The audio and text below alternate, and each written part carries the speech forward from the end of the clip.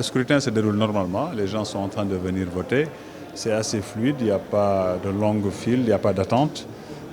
Parce que vous savez, cette élection ne concerne que les conseillers, les élus locaux.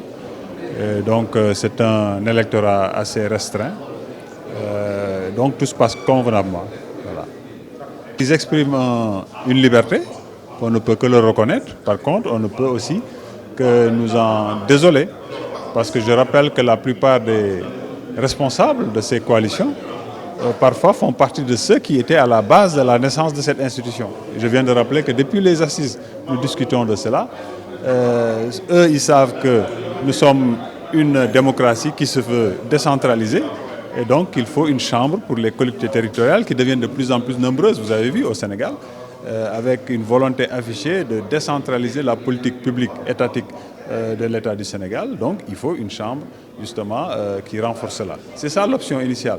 Et tout se fait dans la démocratie. Maintenant, vous savez, un démocrate, dans une démocratie, vous avez des devoirs et vous avez des droits. Alors, quand les droits, on se bat pour les avoir, les devoirs également, il faut les accomplir. Et laisser toujours le choix, le libre arbitre à l'électeur concerné. C'est ça un bon démocrate. Maintenant, comme je dis, c'est une liberté qui s'est exprimée, mais je rappelle qu'aux dernières élections du Haut Conseil, certains de ceux qui l'ont refuté aujourd'hui étaient même dans les bureaux de vote en train de siéger pour la mise en place de cette institution.